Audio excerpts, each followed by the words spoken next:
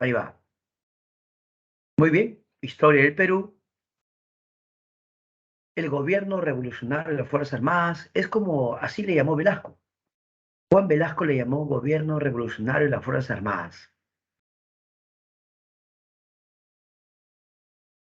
A ver, vamos a recordar el antecedente, ¿ya? El antecedente. Gobernaba Belaúnde Terry del año 63 al año 68. Belaúnde Terry tenía la oposición en el Congreso de la coalición APRA 1. ¿Qué cosa era la coalición APRA 1? La unión del partido aprista con el gobierno o con el partido de Manuel Odría, la Unión Nacional Odriguista. Esa era la oposición. Resulta que en el Congreso a Belaúnde lo presionaban para que vea este asunto de la IPC en Abreu y Pariñas, la cuestión del petróleo. Así que Belaúnde decide conversar con esta empresa extranjera, la International Petroleum Company. ¿Te acuerdas? Firmaron un documento. A ver, ¿cómo se llama ese documento? El documento se llamaba el Acta de Talara, ¿verdad? El Acta de Talara. Y con la firma de este documento se supone que Perú recuperaba el control de la Brey Pariñas. Ya digo, se supone, pero la verdad es que estalló un escándalo, acuérdate, el escándalo de la página 11. Todo el Perú se preguntaba, ¿qué dice esa página? ¿A qué se debe que todo el Perú quiere, bueno, que se le explique, ¿no? ¿Qué ha pasado? ¿Por qué tuvo que perderse esta página? Los periódicos, ah, programas periodísticos, todo el mundo hablaba. El gobierno de Belaúnde no reconoció que se perdió una página. El gobierno de Belaúnde dijo, pero ¿de qué están hablando? ¿Qué página 11 dice? Belaúnde y su ministro salieron al frente y dijeron que eso de la página 11 era un pretexto de la oposición. Muchos decían que la coalición APRA 1, o sea, el APRA y la Unión Nacional Odriguista, en el fondo querían sacarlo del poder a Belaúnde, ¿de acuerdo?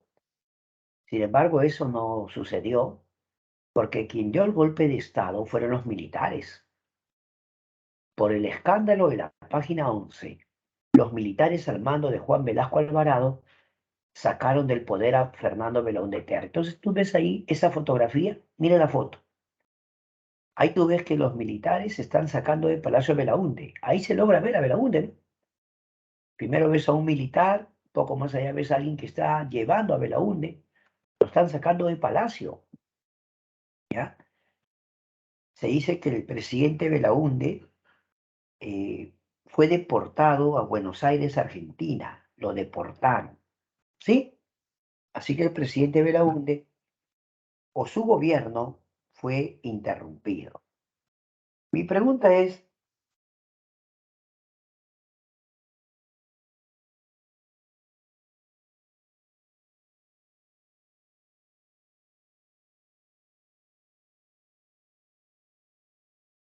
entonces uno se pregunta, ¿no? Eh, ¿Por qué dieron el golpe de Estado los militares? Ahí está, mírame. La primera fase va a ser el gobierno de Juan Velasco Alvarado, del año 68 al año 75. Ya, esta es la primera fase. Pregunta para ustedes. A ver, concéntrense. Pregunta para ustedes. ¿Cómo denominó Juan Velasco su plan de gobierno? Lo denominó Plan Inca. Velasco lo denomina el Plan Inca. ¿Ya? Todo su programa de gobierno se aplicaría con el denominado Plan Inca. Velasco dio golpe de Estado el 3 de octubre del año 68. ¿Sabías tú que este vendría a ser el segundo golpe de Estado de carácter institucional? Profe, ¿cuál fue el primero? El primer golpe de Estado de carácter institucional fue el golpe de Estado de Ricardo Pérez Godoy, el año 62, cuando lo sacaron a Prado del poder. ¿Por qué? Porque ya existía el Comando Conjunto de las Fuerzas Armadas. Entonces, ese Comando Conjunto va a dar golpe de Estado. Ahora, Velasco, al mando del Comando Conjunto, también da golpe de Estado. ¿Pero qué cosa era el Comando Conjunto? La unión del Ejército, la Marina y la Fuerza Aérea. Ese es el Comando Conjunto. ¿De acuerdo? A Velasco le preguntaron, ¿qué cosa es? ¿Capitalista o socialista? ¿No ves que el mundo vivía la Guerra Fría? Entonces, cuando había de repente en un país un golpe de Estado, una revolución, ¿qué decía la gente? Ah, lo más seguro es que se ha vuelto socialista. Lo más seguro es que tiene apoyo de la Unión Soviética, ¿no? De la URSS. Bueno, no te quiero engañar. Tú sabes que el año 59 había acontecido la Revolución Cubana de Fidel Castro, ¿o no? Y esa Revolución Cubana de Fidel Castro va a tener el respaldo ¿de quién? ¿De Estados Unidos o de la Unión Soviética? Ya, profe, esa pregunta ni se pregunta. Quien apoyó fue la Unión Soviética, la URSS. Por lo tanto, el gobierno de Fidel Castro era básicamente, pues, con apoyo del socialismo. La pregunta es, señor Velasco, ¿usted es socialista o capitalista? Y Velasco contestó, ni capitalista ni socialista. Entonces, podemos decir que Velasco aplicó medidas nacionalistas y antioligárquicas. A ver, nos detenemos. ¿Cómo que antioligárquicas? Estaba contra la oligarquía, pues, contra los poderosos varones del azúcar, los grandes terratenientes oligarcas, contra aquellos banqueros, empresarios poderosos. ¿Tú te acuerdas cuando aprendimos la República Aristocrática? ¿Qué definición dimos de oligarquía? Gobierno de pocos, profe, gobierno de pocos. Sí, pero resulta que el gobierno de Velasco es un gobierno anti-oligarca. Vamos a recordar un momentito porque vale la pena. Mira, cuando era la República Aristocrática, el poder, el dominio era de la oligarquía, ¿o no? Eran los poderosos terratenientes, varones del azúcar. Entra Leguía en el oncenio y Leguía desplazó a la oligarquía. Luego Sánchez Cerro lo saca Leguía y con Sánchez Cerro la oligarquía otra vez tenía cierto apoyo y respaldo. Luego viene la primavera democrática con Prado y Bustamante. Sobre todo Bustamante y Rivero estaba contra la oligarquía, pero en serio. Luego, no es broma, luego viene Odría, el ochenio, y Odría tenía el respaldo de la oligarquía agroexportadora, pero ¿verdad? Entonces, como tú te das cuenta, la oligarquía ha tenido bastante protagonismo en la historia del Perú, pero resulta que el gobierno de Velasco era un gobierno que se hacía llamar en todo caso nacionalista, pero anti-oligárquico. Velasco buscó promover la llamada movilización social. ¿Qué te parece? Entonces Velasco dijo que no era ni capitalista ni socialista, pero es bueno precisar que Velasco dijo eso, pero sus hechos después van a decir otra cosa. Pero recién comenzamos el tema, así que vamos avanzando. A ver, en esa tercera fotografía ves el momento que Velasco está prestando juramento, mira, ve, el alto mando le está tomando juramento a Velasco. Velasco está asumiendo el gobierno, ¿verdad? Ya está.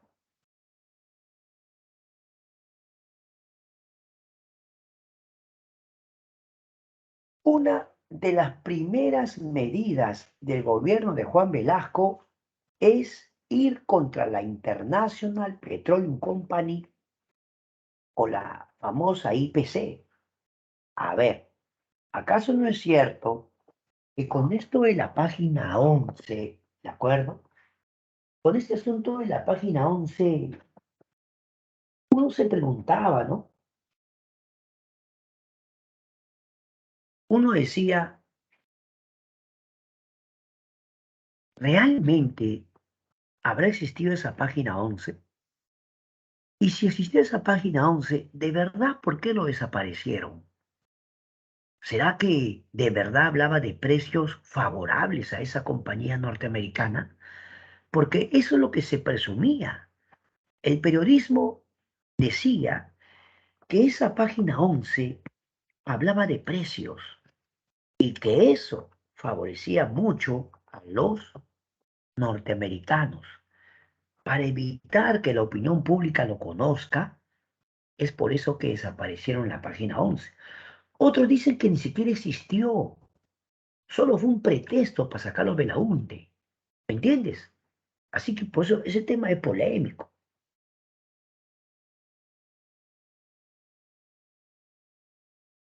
Pero se supone que el escándalo de la página 11 termina con un golpe de Estado. Entonces, ¿qué hace Velasco? Declara nulo el acta de Talara. Ese documento que fue firmado, Velasco anuncia que es declarado nulo. Ahí está el asunto. Y Velasco anuncia que todos los 9 de octubre serán recordados como el Día de la Dignidad Nacional. Mira la foto y tú puedes ver que los militares han entrado a las instalaciones de esta compañía International Petroleum Company. Acaban de entrar. ¿Qué cosa? Están tomando el control, están tomando por la fuerza la propiedad, expropiando, están expropiando la IPC, ¿de acuerdo? Así que la IPC ya no está bajo control de los norteamericanos, sino del Estado. Ah, por supuesto, esto va a generar una reacción norteamericana. Estados Unidos estaba muy incómodo, ¿no? ¿Por qué? Porque estaban afectando a empresas de su país. La pregunta es, ¿qué haría Estados Unidos? ¿No haría nada? ¿Tú te acuerdas que cuando ocurrió la Revolución Cubana, Estados Unidos presiona a la OEA para que convoque a una reunión de cancilleres en San José de Costa Rica?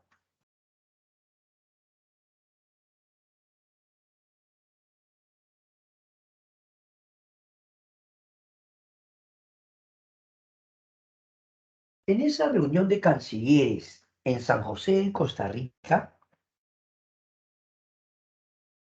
Estados Unidos y la mayoría de países americanos votaron a favor de sancionar Cuba. ¿Cuál fue la sanción? La sanción fue ser separado de la OEA y hubo un bloqueo comercial y económico a Cuba. La pregunta es, ¿haría Estados Unidos lo mismo con el Perú? ¿Haría lo mismo? El Congreso norteamericano se reunió, ya, se reúne el Congreso norteamericano y toman una decisión, aprobar una enmienda, la enmienda Hinteluper. En esa enmienda, ¿qué cosa dice el gobierno norteamericano? Que Perú le tiene que indemnizar, repito, el Perú le tiene que indemnizar a las compañías norteamericanas que sean expropiadas. Aquí la palabra expropiación significa quitar la propiedad y el Estado los va a nacionalizar. ¿Por qué los nacionaliza? ¿por qué lo vuelve una empresa pública o empresa estatal? Entonces, ¿cuál fue la primera medida de Estados Unidos? Con la enmienda Hinkenlooper, decirle al Perú, tienes que indemnizar a estas empresas, o sea, tienes que pagarles. El gobierno de Velasco dijo, bueno, está bien, pero igual tienen que irse. ¿Ya? Entonces, la gran diferencia con el gobierno, o diré, la gran diferencia con Cuba es que el Perú aceptó indemnizar a esas empresas, ¿de acuerdo? Pero esta fue la primera medida. La primera medida importante fue tomar las instalaciones de la IPC. Y por lo tanto, se va a crear Petroperú. Claro, pues si la International Petroleum Company se encargaba del petróleo, entonces el Estado lo va a reemplazar con una empresa estatal, una empresa pública. Se va a crear Petroperú, que hasta ahora existe, ¿verdad? ¿Qué más? Velasco ordenaría, ahí está el símbolo de Petroperú, mira, ¿ves? El símbolo de Petroperú. Por otra parte, Velasco ordenó la expropiación de las empresas mineras, pero extranjeras. Aquí en el Perú había compañías mineras poderosas. Bueno, la mayoría eran de Estados Unidos, norteamericanas. Por ejemplo, estaba la Cerro de Pasco Corporation, ¿ya? Velasco dijo, hay que expropiarlo y se crea Centromín. Repito, se crea Centromín Perú. También se ordena expropiar la Marcona Mining Company y se va a crear Hierro Perú. Entonces lo que Velasco está haciendo es quitarle la propiedad a estas empresas extranjeras, o sea, es una expropiación, y crear empresas nacionales o estatales.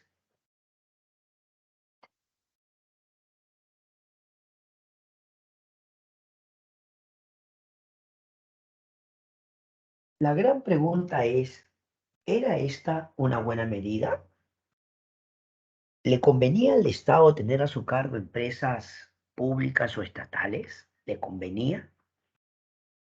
Mire, porque Velasco se va ahora a interesar en crear muchas empresas estatales. Velasco empezó a crear empresas estatales que algunos llamaron el capitalismo de Estado, porque ahora el principal capital sería estatal, no privado, no extranjero. ¿Te das cuenta? Entonces, a eso le llaman el capitalismo de Estado. El Estado peruano tendría el control de estas empresas públicas. Así, ¿tú te acuerdas que Bustamante Rivero había creado o había aprobado la ley de las 200 millas? Y con la ley de las 200 millas se buscó proteger y preservar el mar peruano. Bustamante Rivero con la ley de las 200 millas buscó que las empresas extranjeras poderosas respeten al Perú. Que si venían a pescar, perfecto, que pesquen, pero tienen que respetar al Perú. ¿En qué sentido? Por ejemplo, Perú podía establecer ciertas vedas para que no depreden el mar.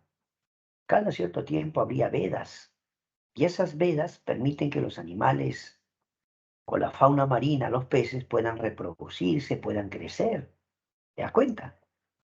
Pero eh, ya Velasco decide crear Pesca Perú. Mira, ve, una empresa dedicada netamente a la pesca.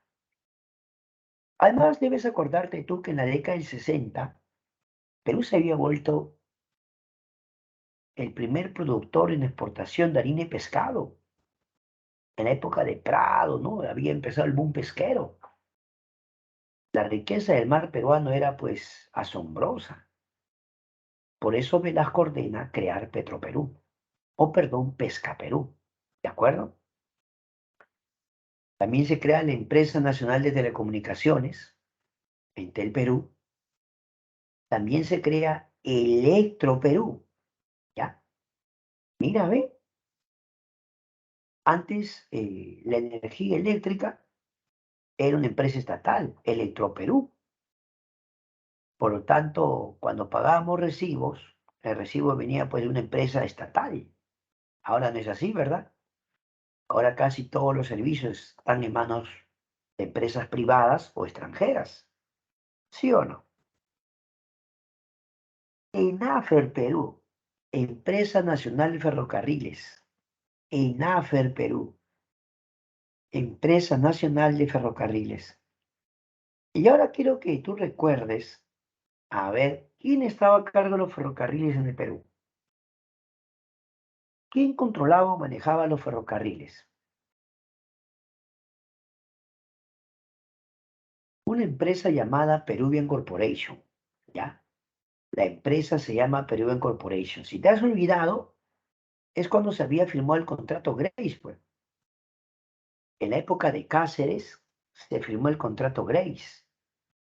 Si bien es cierto, los ingleses nos cancelaban la deuda externa, a cambio ellos iban a tener el control de los ferrocarriles por 66 años. Pero en la época de Leguía, el oncenio, Leguía les dio eso ya por tiempo, pues, indefinido, prácticamente a perpetuidad. O sea, los ferrocarriles también estaban en manos extranjeras de esta empresa llamada Peruvian Corporation. ¿Te das cuenta? ¿Qué hizo, qué hizo Velasco? Velasco ordenó que esta compañía, ojo, Velasco ordenó que esta compañía sea expropiada también. Y se anunció ahora que los ferrocarriles serían administrados por una empresa nacional, en este caso, ENAFER Perú. ¿Estamos de acuerdo? ¿Hasta ahí más o menos? ¿Sí? Ya, perfecto. Ahora mira la fotografía una vez más. Antes existía Aeroperú. Ahí está la fotografía. Velasco creó Aeroperú, una aerolínea comercial, pero del Estado. Mucha gente, de repente tus abuelos, ojo, de repente tus abuelos han viajado vía aérea por Aeroperú. Claro, ya no existe, profe, ya no, pues. Profe, perdone, ¿y por qué la mayoría de empresas estatales ya no existen? Porque cuando llegó en la década del 90 el señor Fujimori, Fujimori empezó a privatizar o a vender las empresas estatales. Pero ese será un tema cuando lleguemos al gobierno de Fujimori, ¿ya? Pero la mayor parte de empresas públicas que creó Velasco en la época de Fujimori fueron privatizadas. Otra empresa que se crea es Sider Perú. Ahí está, mírame, Sider Perú. ¿Está bien o no? Entonces, ahí Velasco ha empezado a crear puras empresas estatales. Ya, sigamos.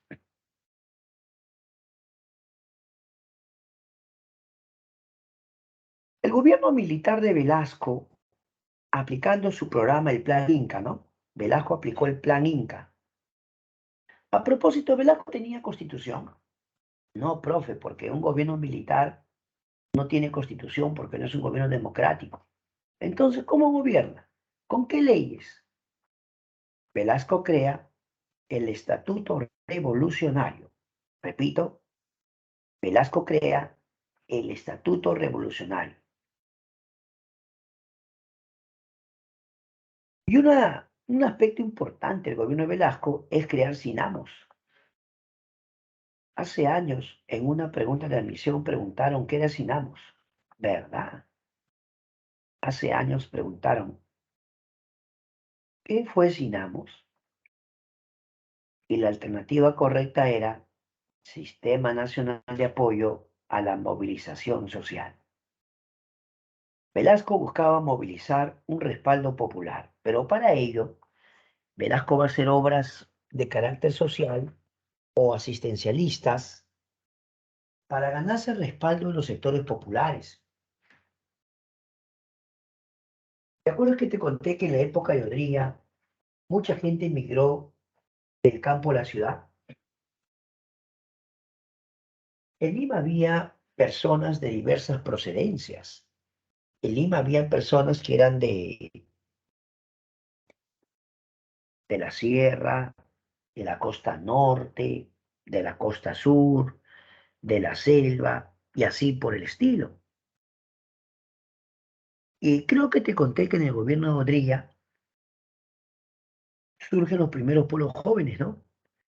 Algunas personas se fueron a vivir a los cerritos, ¿no? En los cerros, y por ahí ya pues empezaba, pues, la gente se asentaba en terrenos del Estado, ¿no?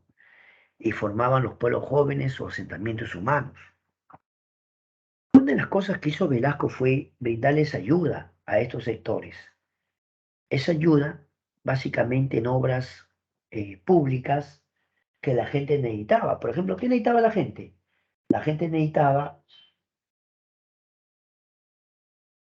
obras públicas como, por ejemplo, pistas, veredas, agua potable, alumbrado público. ¿Te das cuenta? También se les ayudaba con alimentos, con víveres. Entonces, como se les daba esta ayuda a estas personas, mucha gente expresaba su agradecimiento a Velasco, ¿eh? Se mostraban muy agradecidos, ¿ya? Entonces, ¿qué hizo Velasco? Mira, ¿qué hizo Velasco? Velasco lo que hace es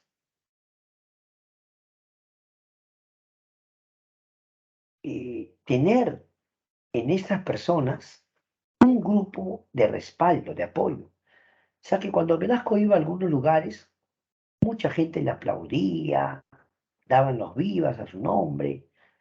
Entonces Velasco tenía también un sector que lo respaldaba. Pero muchos dicen era porque Velasco los ayudaba, pues, porque Velasco hacía obras a favor de ellos.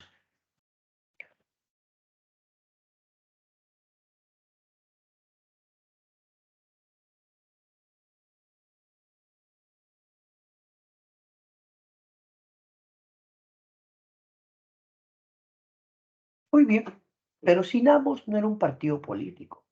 Sinamos era una institución creada por el gobierno para buscar el apoyo de los sectores populares. Velasco promulgó una ley general de industrias y se crea la comunidad industrial, en la que se buscaba que los trabajadores tengan participación en la empresa como accionistas. Claro, lo que pasa es que había muchas empresas eh, o fábricas. Obviamente el dueño tenía sus obreros, sus trabajadores, ¿no? Velasco dijo que con la comunidad industrial se debía apoyar a muchos sectores para que puedan desarrollarse, pero en algunos trabajos debería haber que los trabajadores también sean parte de los accionistas. Ahora, una de las medidas que Velasco va a dar es en la parte de el control de los medios de comunicación, lo que uno diría la censura o cortar la libertad de expresión.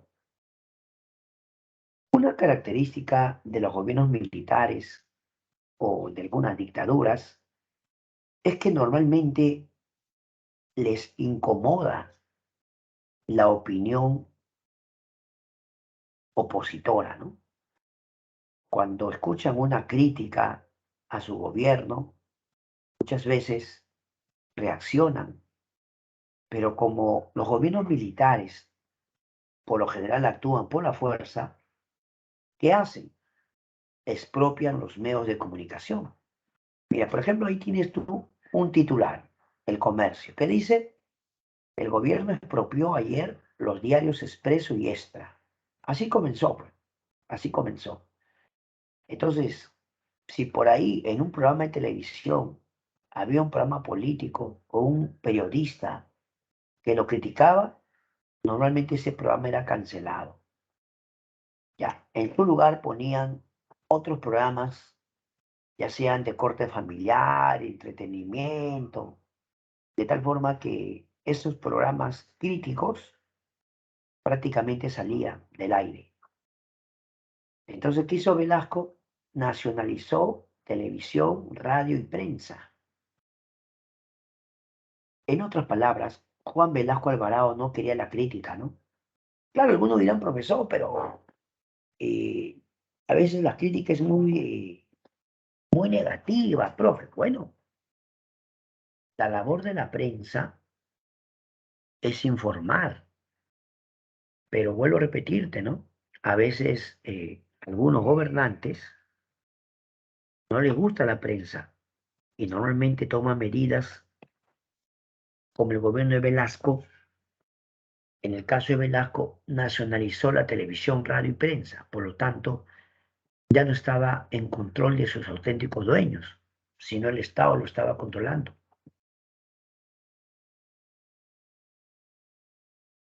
Hace años, en una pregunta de admisión, pidieron que uno seleccione las medidas que había realizado Velasco. Y una de las alternativas mencionaba la reforma educativa. Y claro, en el gobierno de Velasco se hizo una reforma en la educación. La reforma en la educación va a estar bajo la dirección de un profesor de la Universidad de San Marcos, un catedrático llamado Augusto Salazar Bondi. Él era filósofo, ¿no? Salazar Bondi, quien planteó conceptos pedagógicos fundamentales. El principio de la crítica, el principio de la creación y el principio de la cooperación.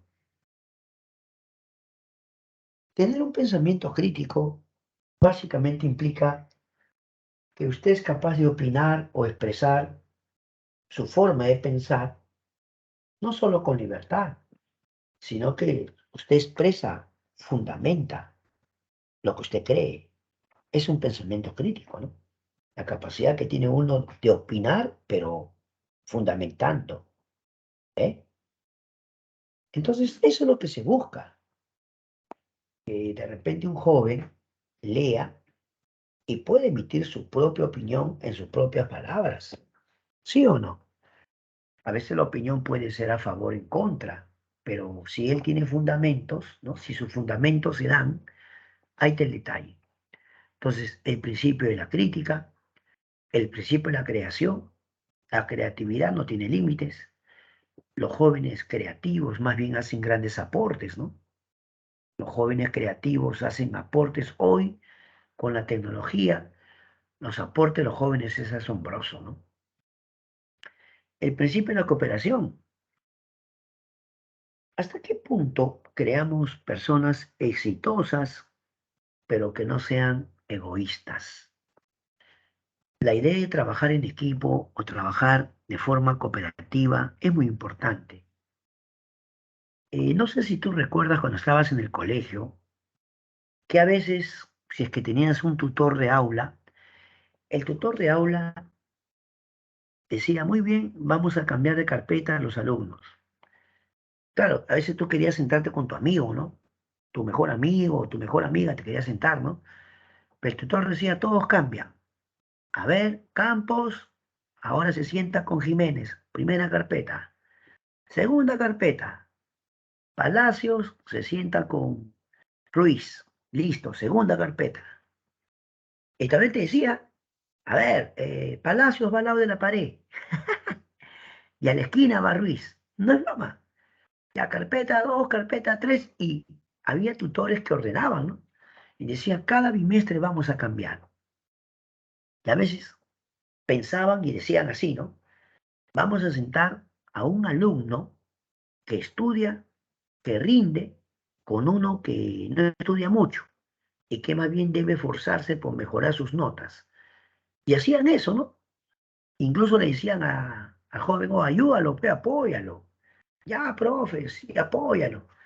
No, no se trata de que tú le prestes las tareas nomás, sino ayúdalo, enséñale, ¿no? Entonces, es una forma de cómo algunos tutores en el colegio decían, así podemos.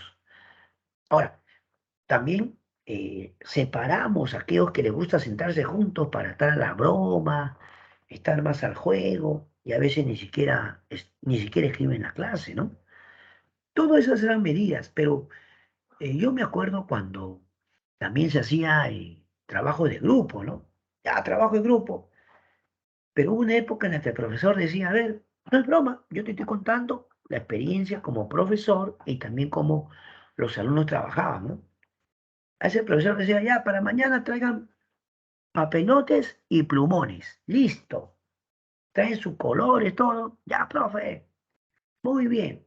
Ahora van a hacer un mapa conceptual y luego van a exponer. ¿Sí o no? Aquí lo hacen ahorita, ahorita, ahorita.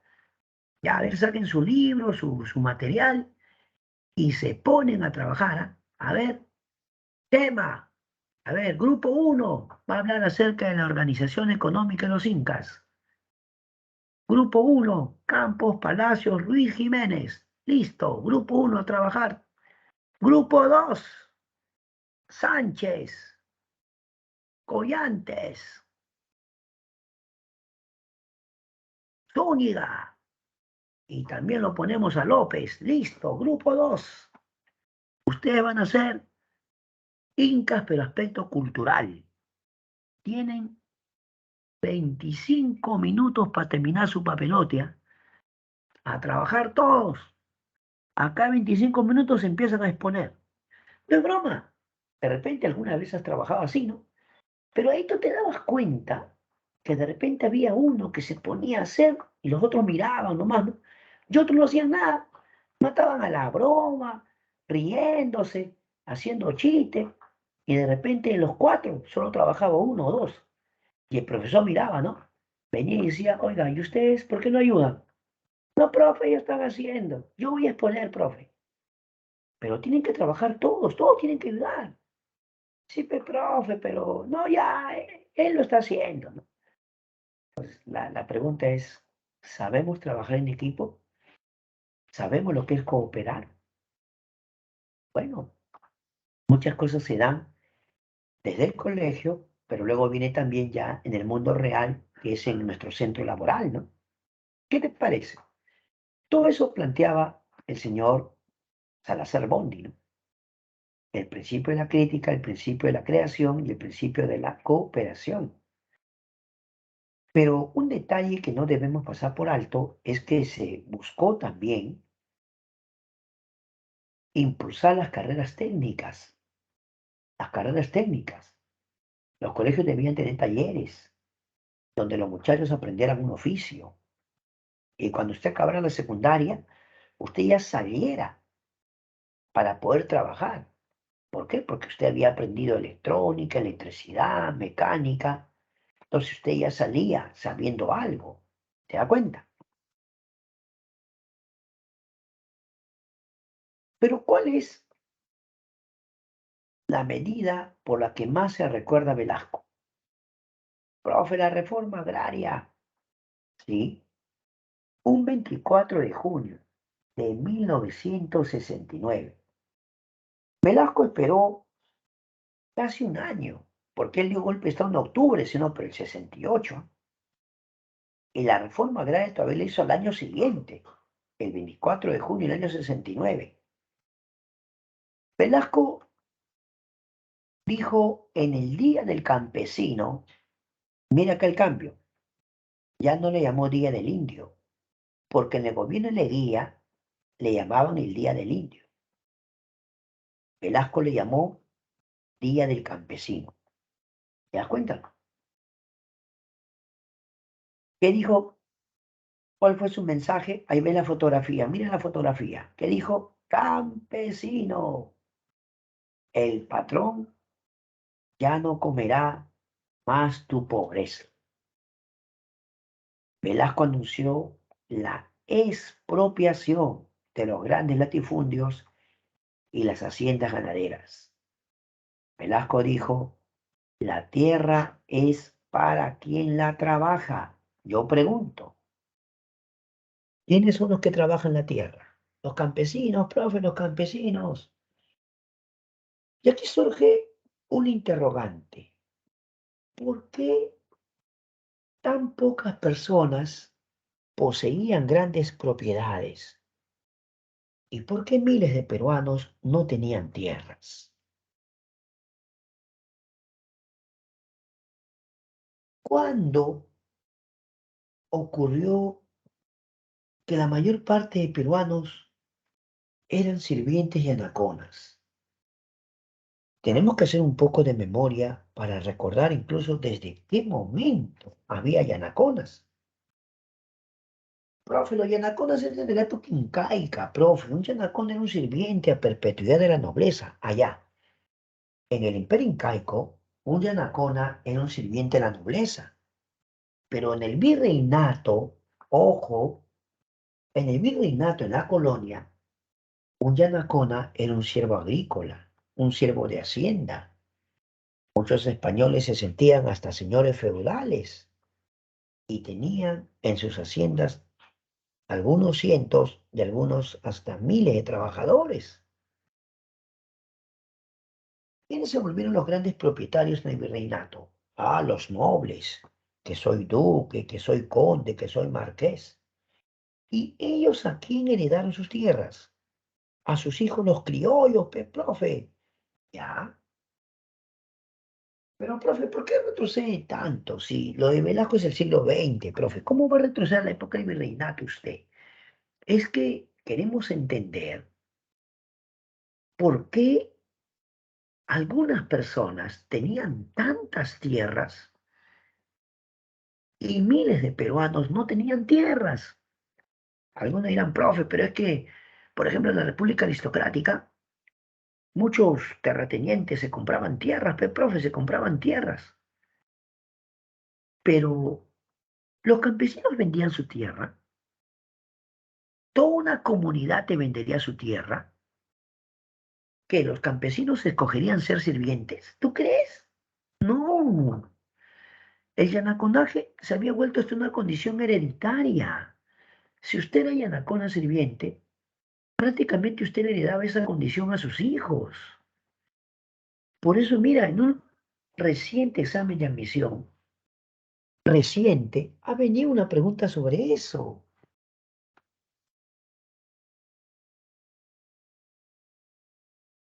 La pregunta decía, ¿cuándo termina el yanaconaje en el Perú? ¿Te acuerdas o no? ¿Quieres que la busque? A ver un ratito, ¿ya? Dame un segundo que voy a buscar esa pregunta que ha venido hace poco en examen de admisión. Y yo le digo a los muchachos, acá siempre buscamos prepararnos de la mejor manera con todos mis estudiantes. Siempre nos hemos esforzado acá en la institución por prepararnos de la mejor manera. A ver, les cuento, brevemente les cuento. El examen del área, acá tengo el examen del área C, ingenierías, ¿ya? Para los futuros ingenieros. Este examen fue tomado el domingo 16 de octubre del 2022. A ver, voy a dejar de compartir un ratito, no te preocupes, ¿ah? Dejo de compartir un ratito porque te voy a leer una pregunta y tú ahorita puro oído, ¿ah? A escuchar se ha dicho, puro oído. Dice así, pregunta 68, área C, domingo 16 de octubre de 2022. El yanaconaje fue una institución prehispánica vinculada al trabajo de servidumbre que los españoles rescataron, desvirtuaron y mantuvieron a su favor. Esta continuó a lo largo de la República durante el siglo XIX, manteniéndose aún vigente y vigorosa en parte el siglo XX, cuando fue abolida mediante alternativa A, sentencia del Tribunal Agrario, alternativa B, ley agraria del Congreso, alternativa C, decreto de urgencia de la agricultura, alternativa D, decreto supremo de la agricultura, alternativa E, la ley de reforma agraria. ¿La repito? Voy a repetir otra vez la pregunta. El yanaconaje fue una institución prehispánica vinculada al trabajo de servidumbre que los españoles rescataron, desvirtuaron y mantuvieron a su favor. Esta continuó a lo largo de la República durante el siglo XIX, manteniéndose aún vigente y vigorosa en parte del siglo XX, cuando fue abolida mediante alternativa A, sentencia del Tribunal Agrario, alternativa B, ley agraria del Congreso, alternativa C, decreto de urgencia en la agricultura, alternativa D, decreto supremo en la agricultura, alternativa E, la ley de reforma agraria. Vamos, dime, ¿cuál es tu respuesta? Vamos, vamos, dime tu respuesta. Dime tu respuesta.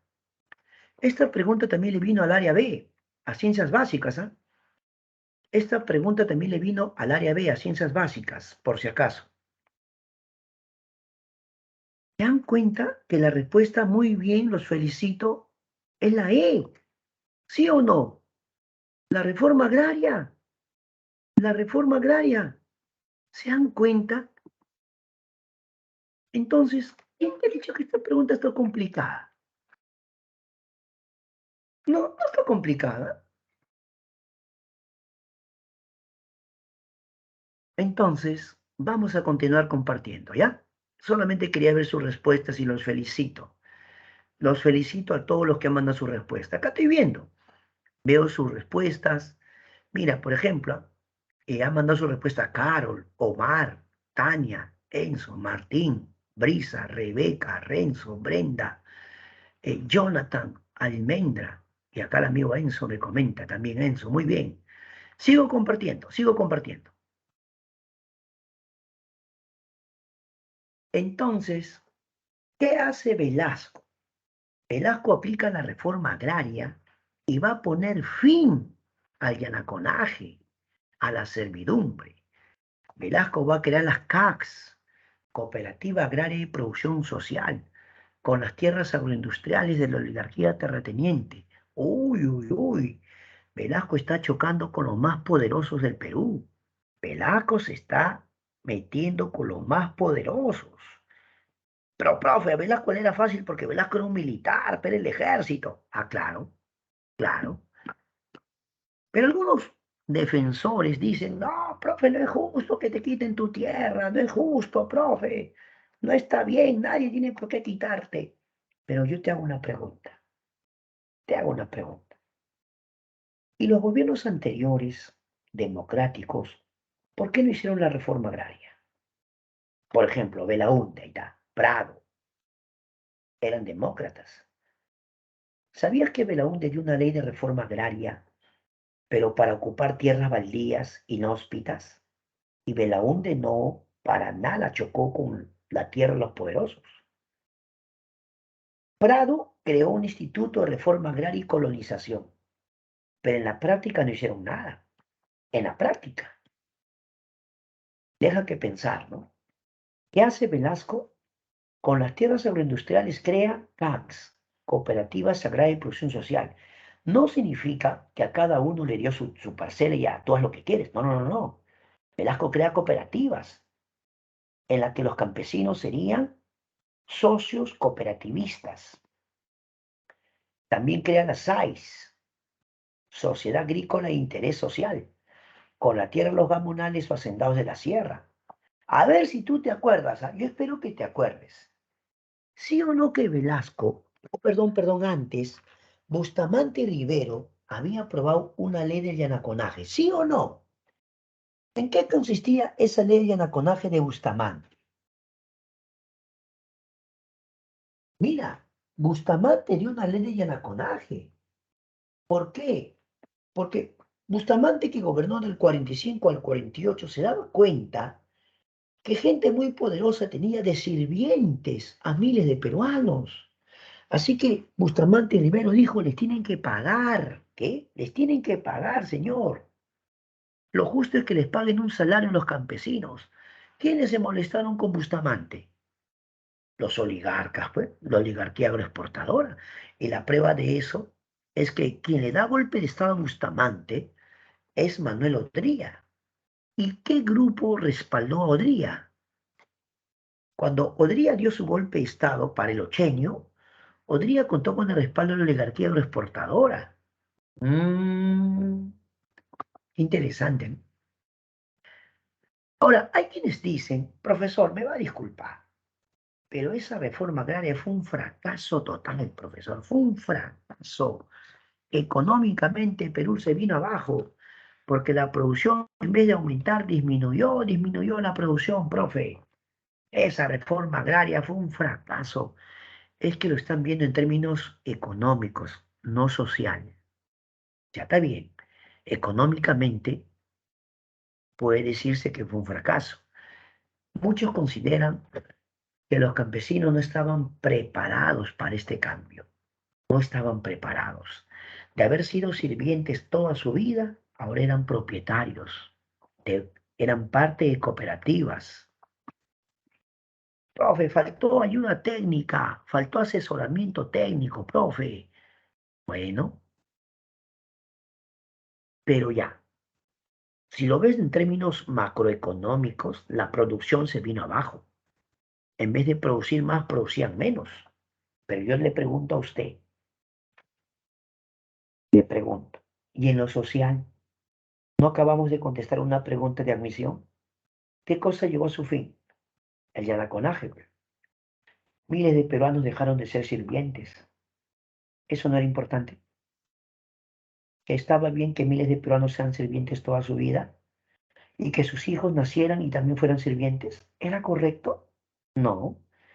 Si bien es cierto, en términos macroeconómicos, algunos dicen que fue un fracaso, en lo social, ahora miles de peruanos ya no eran yanaconas. Qué interesante, ¿no? Nosotros respetamos otro punto de vista, porque al fin y al cabo las personas tienen derecho a su opinión. Lo respetamos. No vamos a polemizar con nadie. Pasamos a otro punto. Un terremoto muy devastador. Un 31 de mayo del año 70, a las 3:23 p.m., gran parte del Perú sintió un terremoto terrible. Lima lo sintió, pero la zona más afectada fue Ancash. Sí, la zona más afectada fue Ancash, específicamente Yungay. Hoy, en esa zona de Yungay, hay monumentos conmemorativos por toda la gente que murió sepultada en Yungay. Mucha gente perdió a seres queridos en Yungay. Realmente fue muy triste, porque miles de personas perdieron la vida. En serio. Yo he conocido a un señor, bueno, digo he conocido porque el señor ya falleció. Él me contó, bueno, aún conozco a sus hijos, con quien tengo amistad, y su señora esposa. Bueno, la señora es viuda, ¿no? Ya el señor ha fallecido. Pero él me contó, ya, y me estaba contando alguien que fue testigo ocular, porque él era un niñito cuando pasó eso. Por ejemplo, él me contó que justo había llegado un circo al pueblo, había llegado un circo, que la novedad era ir al circo, ¿sí o no? Así que todos esperaban el día domingo para ir al circo.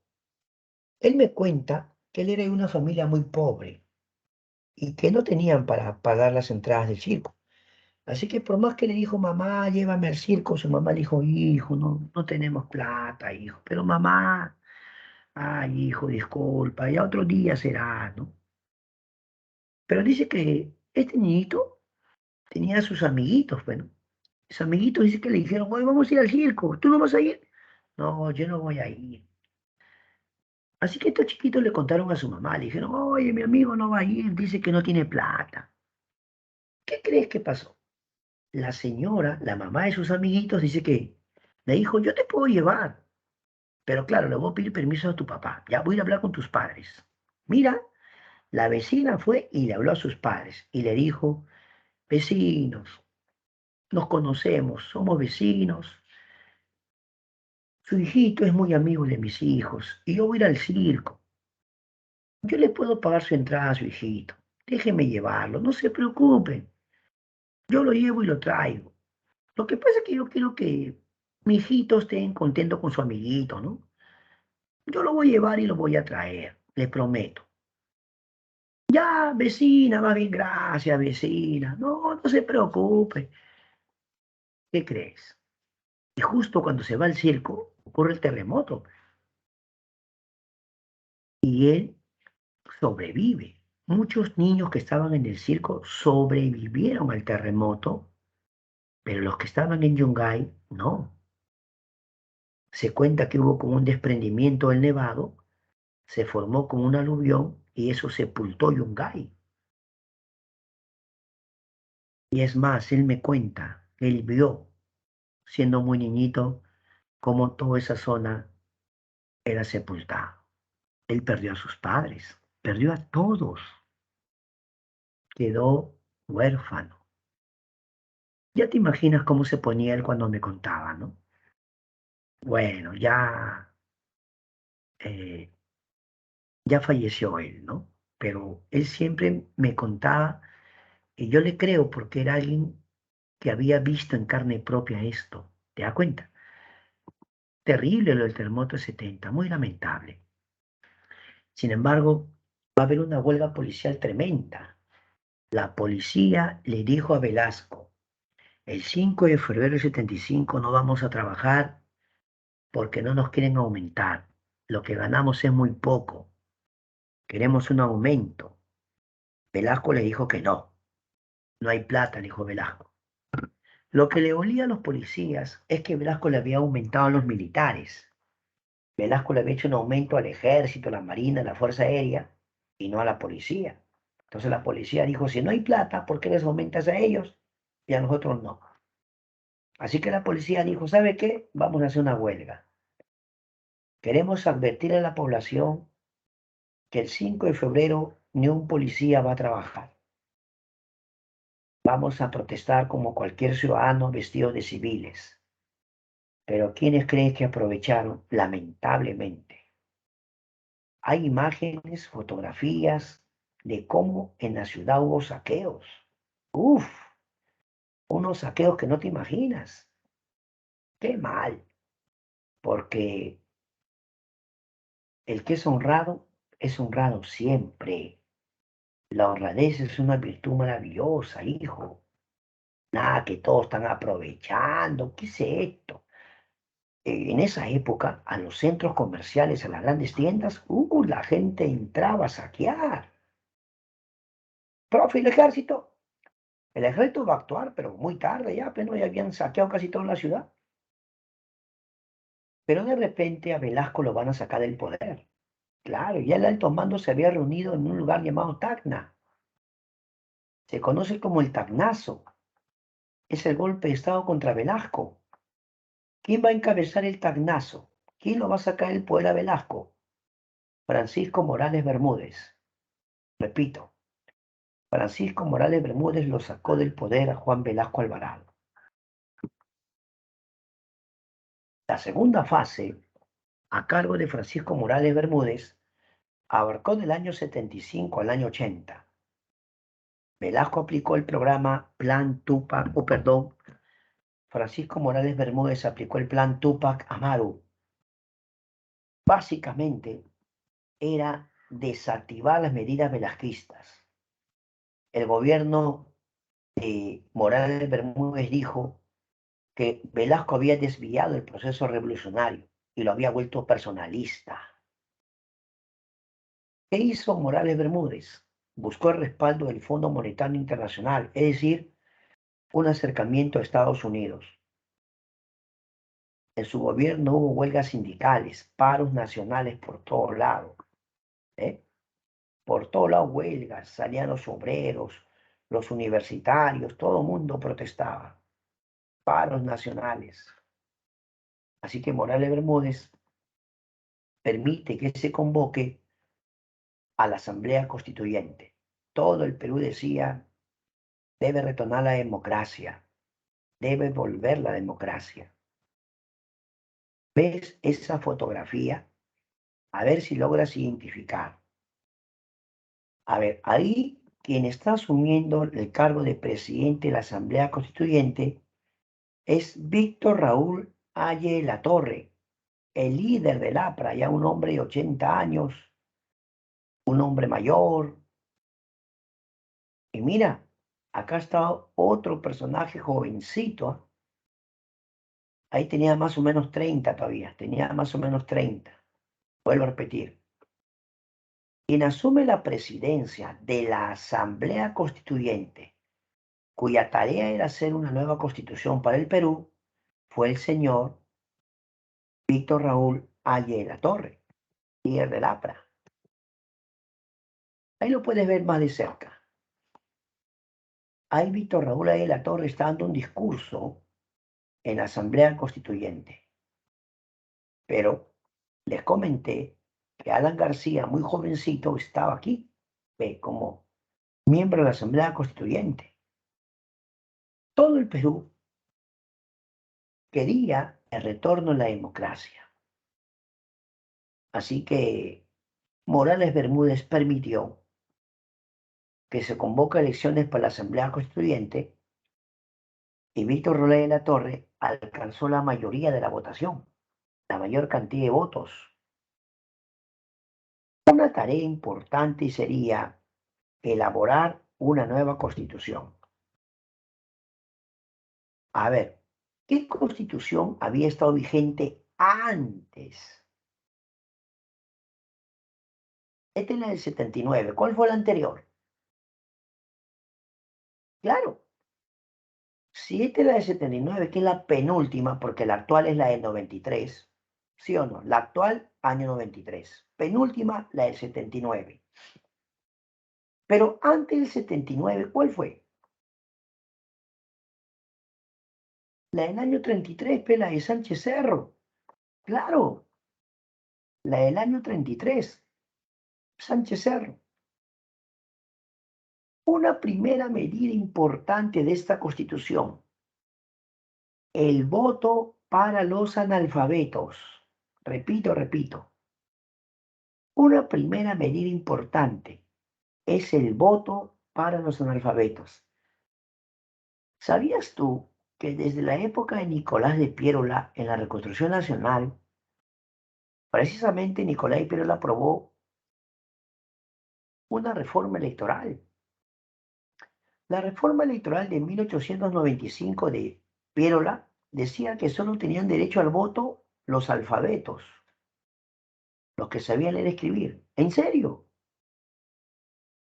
Desde la época de Piérola se establece que solo deben votar los alfabetos. Con eso se discriminaba a gran parte de la población, porque el alto índice de analfabetismo superaba el 50%. Entonces, ¿ves? El criterio de algunos es, a veces, no, que los analfabetos, ¿cómo pueden votar? Sí. Pero ¿qué tiene que ver su instrucción con sus valores? Si los valores de una persona como la honradez, la solidaridad, la lealtad, son valores propios de la persona. ¿Te das cuenta? Una persona tal vez no tenga instrucción, pero es una persona honrada, con principios. Por el contrario, hay personas con mucha instrucción y también bien corruptos. El voto para los analfabetos es un derecho que se va a establecer recién el año 79. Pero otro detalle es que se establece la ciudadanía a los 18 años de edad. Repito, se establece la ciudadanía a los 18 años de edad. Antes, en la Constitución del 33, la ciudadanía era a los 21 años. Repito, antes la ciudadanía era a los 21 años. Así que se establece la ciudadanía a los 18 años. ¿De acuerdo?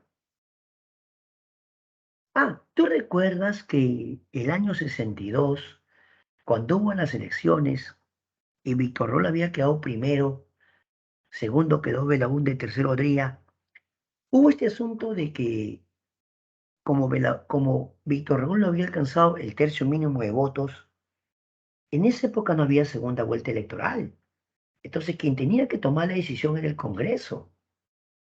¿Sabías que en esta Constitución ya se establece la segunda vuelta electoral? Y también se crea el Tribunal de Garantías Constitucionales. Nota. ¿Por qué es importante? Claro, hoy día se llama simplemente Tribunal Constitucional, ¿sí o no? O sea, en la Constitución del 79 se llamaba Tribunal de Garantías Constitucionales. Con la Constitución del 93 se le llama Tribunal Constitucional. ¿Sí o no? Por lo tanto, ¿qué te pareció? Hemos visto esto. Como ya había Constitución, ahora se convoca elecciones. ¿Y quién crees que va a salir elegido? ¿Pero en serio? Lo eligen a Fernando Belaúnde Terry. ¿De verdad? Belaúnde va a gobernar por segunda vez. Pero esa es otra historia. De eso hablaremos la próxima semana. ¿Estamos de acuerdo? Dejamos aquí la teoría y vamos a dejar de compartir también un instante. Y bueno, pues ahí estuvo la teoría de la clase. Espero les haya agradado. Pero ahora ha llegado el momento de practicar. Quiero invitarlo, por favor, a que ustedes manden sus respuestas, a participar. Ha llegado el momento de practicar. Vamos, todos a participar, ¿ah? El momento de practicar. Seguimos. Momento de practicar. A ver. La pregunta uno. ¿Es una medida aplicada por el gobierno de Juan Velasco?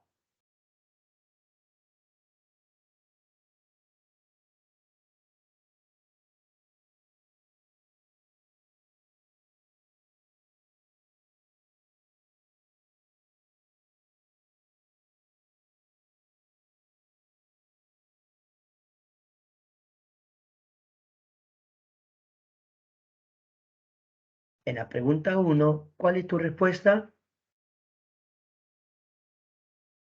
Claro, Velasco anula el acta de Talara, ¿sí o no? Ahí es anulación del acta de Talara, pero no es que cuando da golpe de Estado, Velasco dijo que ese documento ya no tenía valor y Velasco expropió la IPC, ¿o no? ¿Está bien o no? Ya, vamos, dos. Pregunta dos. Ya, la uno mandaste, ¿verdad? ¿Has mandado, no? Ya, yo supongo que sí, ¿eh? Pregunta dos. Vamos, anímate, tiene que participar, ¿ah? Por favor, ¿ah? A participar. Mande, la dos. A ver, lo espero. Pregunta dos. Todos a practicar, ¿ah? Todos a practicar. Vamos. Pregunta dos.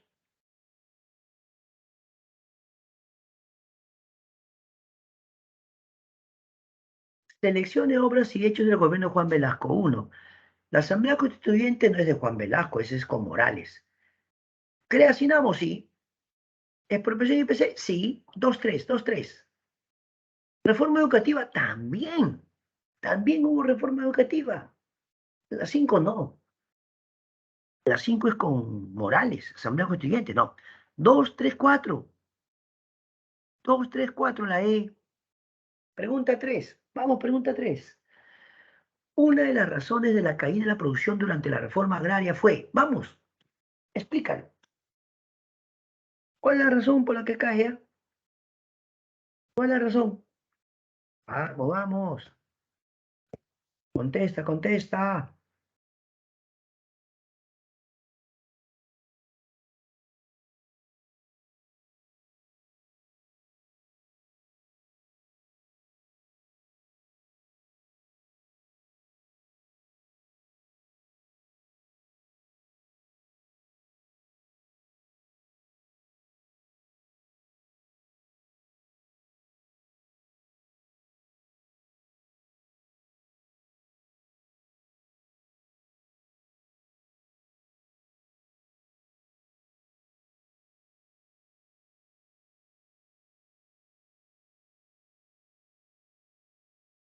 La respuesta tiene que ver con la letra A, ¿sí o no?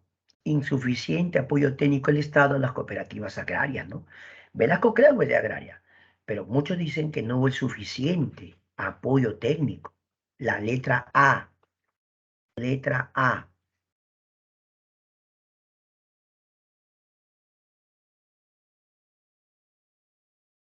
Vamos a la 4.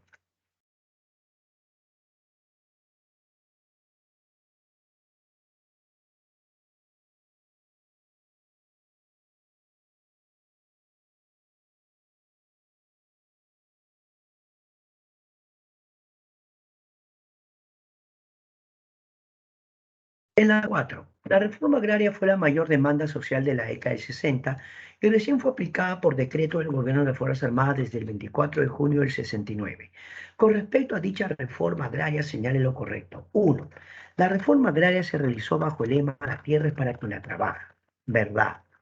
Al realizarse la expropiación de las haciendas, se crearon en su lugar un sistema de cooperativas. Verdad.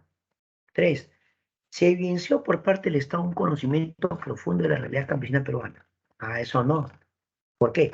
Porque más bien el fracaso que se da es porque no hubo el suficiente apoyo técnico.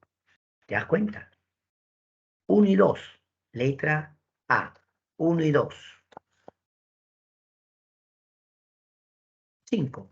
Ordene cronológicamente los siguientes hechos. Por favor, ¿puedes hacerlo? A ver, inténtalo. Pregunta 5. Pregunta 5. Vamos, manda tu respuesta. Manda tu respuesta.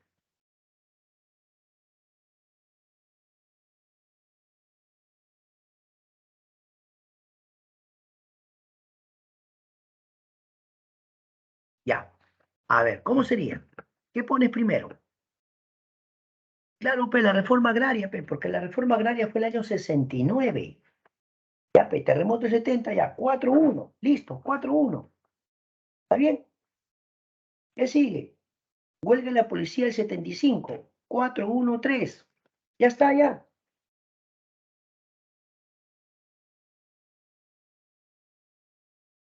Y luego la huelga, al final es la del 79, pensión. ¿Está bien? 4-1-3-2. ¿Está bien o no? La C. Listo. Vamos a la 6. Vamos a la 6. Sobre el gobierno de las Fuerzas Armadas, señales son verdaderas o falsas las siguientes proposiciones. Vamos, vamos. A ver, resuelve, resuelve. Resuelve.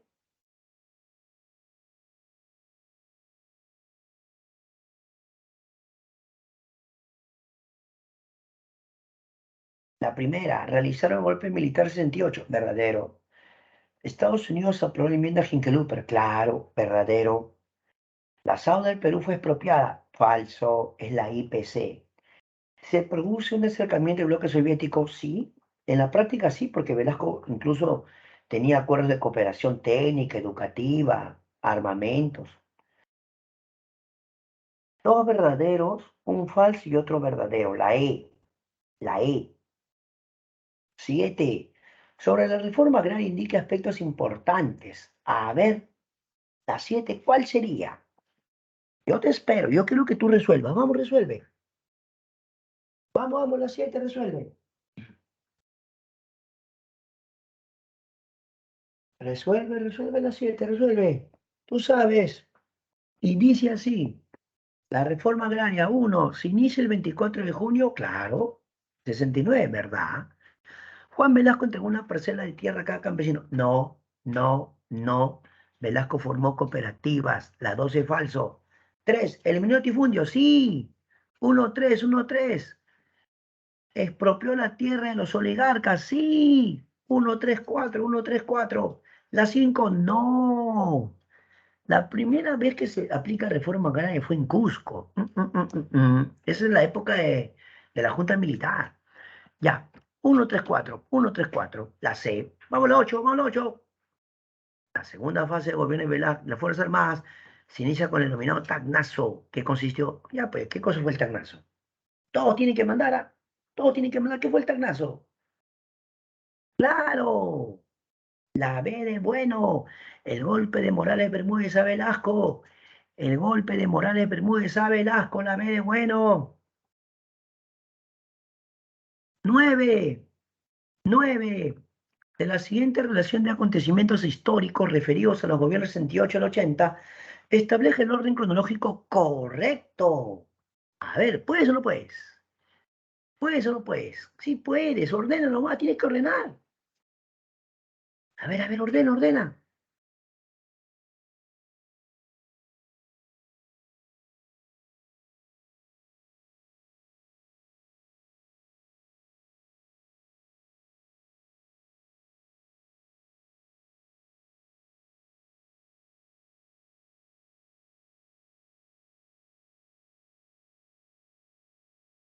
La primera es la expropiación de la IPC, ¿sí o no? Claro. ¿Qué era Petroperú, sí o no? Claro, 2-3, 2-3. Sinamos, también 2-3-5. Ya ve, ¿qué sigue? Tarnazo, 4, y al final la Asamblea Constituyente. La B de bueno, la B de bueno, la B de bueno. Y la 10, tu consagración. Ah, ya, con esta te consagra. La 10, vamos, vamos, la 10. Contesta, contesta.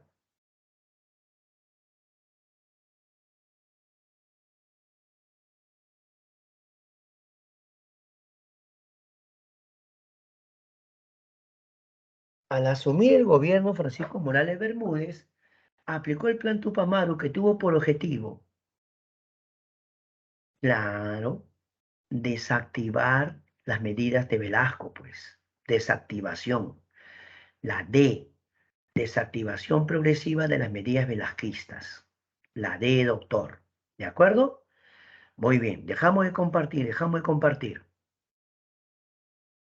Ahí ha mandado su respuesta a los muchachos, ¿ah? Ha mandado Alejandra, ha mandado Patricia, ha mandado Renzo, ha mandado Brisa, Martín, Fabiana, ahí está, también ha llegado de Giuseppe, también ha llegado su respuesta, Tania Belén,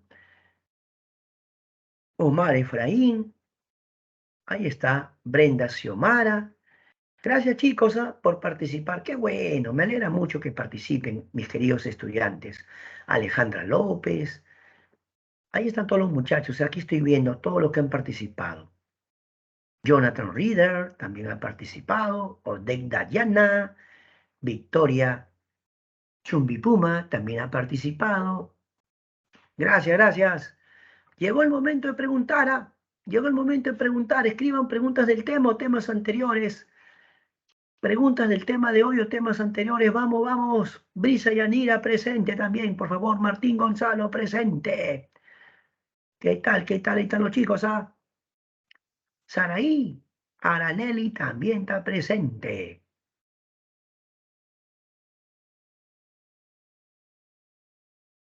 A ver, acá ya veo alguna pregunta que me han escrito, creo. A ver, escriban, escriban. Todavía tenemos unos minutos. Ariel dice, ¿no había una medida que usaron los oligarcas para quedarse con sus tierras que Velasco anuló después? Lo que pasa es que es un gobierno militar, amigo Ariel. A diferencia de un gobierno democrático que todavía usted puede interponer de repente medidas cautelares con la ley, ¿no? Usted puede poner una acción de amparo. Este era un gobierno militar. Entonces, como gobierno militar, actuaba por la fuerza. ¿Te das cuenta, no? Pero ya pasado el gobierno de Velasco y Morales, muchas de estas personas le han hecho juicio al Estado. No crea que le miento. Esos juicios hasta ahora continúan. Y lo que estas personas piden es indemnización, ¿no? Piden que el Estado les indemnice por sus tierras expropiadas. No es broma. Eso sí es real, mi amigo Ariel. Te agradezco mucho. Martín dice que era la enmienda Hinkeluper. Vuelvo a repetir, la enmienda Hinkeluper es cuando el Congreso de Estados Unidos le dice al Perú que tiene que indemnizar a las empresas norteamericanas que han sido expropiadas. O sea, Estados Unidos exige que Perú indemnice a sus empresas. Yamir, básicamente, Velasco hizo la reforma agraria como punto más importante y la creación de empresas públicas que hemos mencionado, ¿no? Petroperú, Aeroperú, Electroperú, muchas de esas medidas.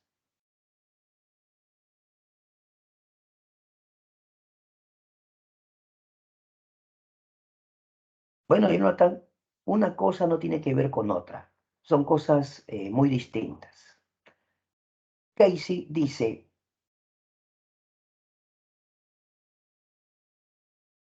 claro, Casey, claro, el voto femenino para elecciones presidenciales lo aprueba Odría. Y antes había aprobado Sánchez Cerro el voto para elecciones municipales. ¿De acuerdo? Entonces, en esa época no había el voto analfabeto, no existía. Así que si alguien votaba, tenía que ser alfabeto.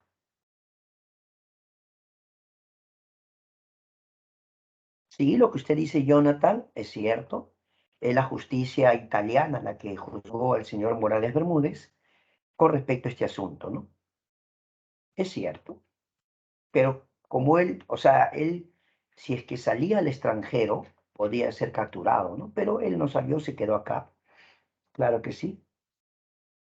Que yo sepa, hace poco falleció, ¿no? Bueno, hasta donde tengo entendido.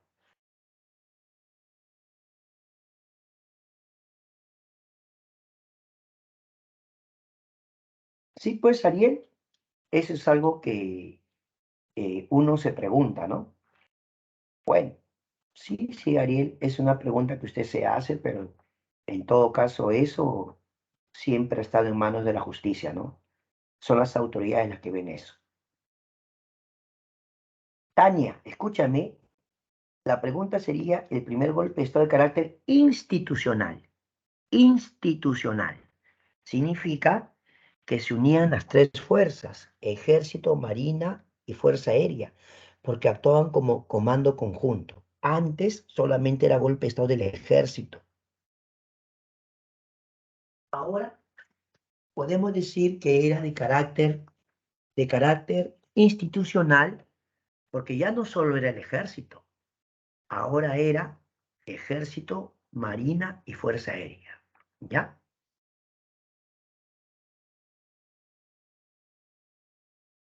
Muy bien.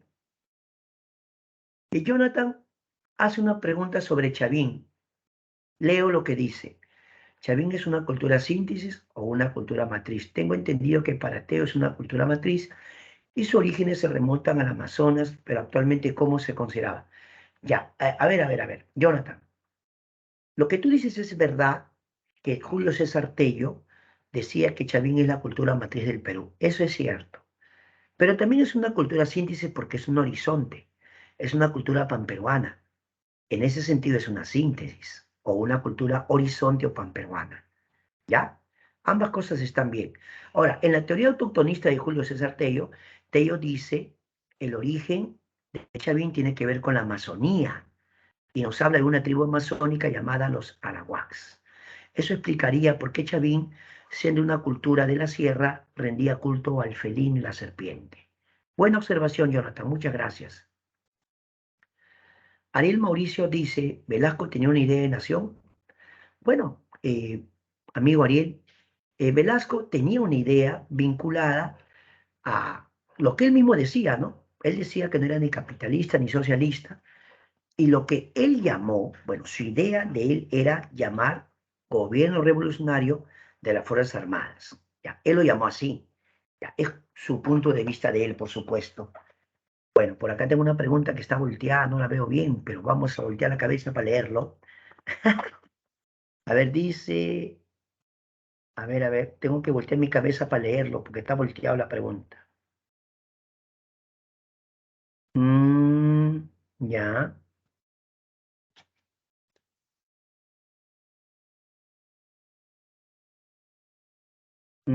ya.